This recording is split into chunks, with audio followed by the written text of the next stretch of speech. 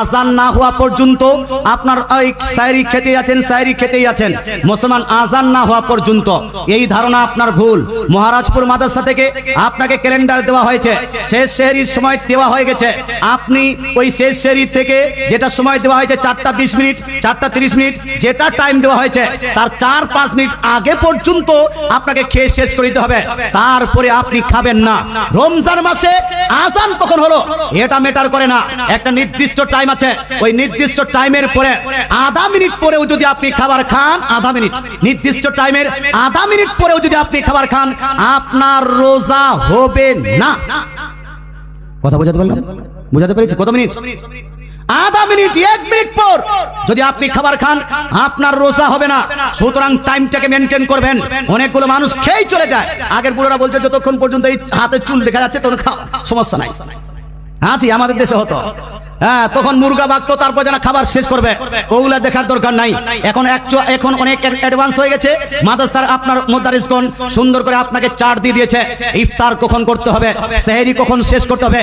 সেহরি শেষ হওয়ার আপনার 5-10 মিনিট আগেই আপনি খাওয়া শেষ করে দিন আর চুপচাপ থাকেন।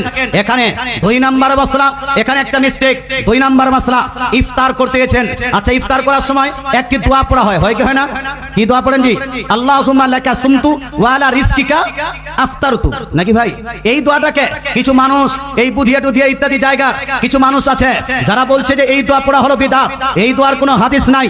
আপনাকে বলতে চাই তারা হাদিসের জ্ঞান রাখে না, তারা হাদিসের রিসার্চ রাখে না, এরা হাদিসের গবেষণা রাখে না। এই হাদিসটি বহু ইমামের আপনার তাহকিক অনুযায়ী হাসান সনদে বর্ণিত। জোরে বলেন সুবহানাল্লাহ। কি সনদে ভাই? হাসান সনদে বর্ণিত।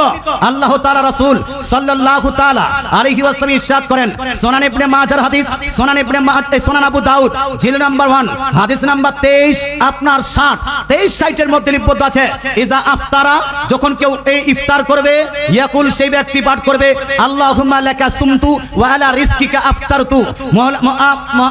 নবী করিম সাল্লাল্লাহু আলাইহি ওয়াসাল্লাম ইরশাদ করেন, যেই ব্যক্তি ইফতার করবে, ইফতার করার সময় এই দোয়াটি পাঠ করবে। আলহামদুলিল্লাহ, আমার একটি বই ফাজাইল মাহে রমজান দালাইল ও মাসাইল ও দালাইল, এখানে উল্লেখ করে দিয়েছে অনেকগুলো মাসলা দিয়ে, অনেকগুলো তাহকিক দিয়ে উল্লেখ করে দিয়েছে এই দোয়া পাঠ করা যাবে, এটাকে বিদআত বলা যাবে না। কিন্তু আমার যেটা বলতে চাচ্ছিলাম সেটা হলো এই, আচ্ছা আপনারা দোয়া কখন পড়েন? ইফতারের আগে না পরে? আগে পড়েন না? যে আল্লাহুম্মা লাকা সুমতু আলা রিজকিকা আফতারতু, এইভাবে করে না তারপরে খান, এটাই তো মুসলমান। এই যে আগে পড়ছেন এখানে একটু মিস্টেক হচ্ছে। শুনুন, আল্লাহুম্মা লাকা সুমতু, হে আল্লাহ তোমার জন্য আমি রোজা রাখলাম, ওয়া আলা রিজকিকা আফতারতু, আর আপনার রিজকের উপর, তোমার রিজকের উপর আমি ইফতার করলাম।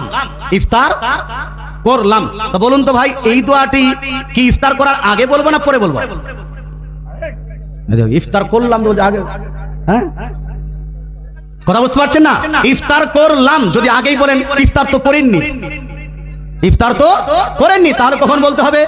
বিসমিল্লাহ বলে ইফতার করে নেবেন, বিসমিল্লাহ বলে ইফতার করে নেবেন। আর ইফতারের পরে এই দোয়াটি পাঠ করবেন, আল্লাহুম্মা লাকা সুমতু ওয়া আলা রিজকিকা আফতারতু, হে আল্লাহ তোমার জন্য রোজা রেখেছিলাম আর তোমার রিজকের উপর আমি ইফতার করলাম।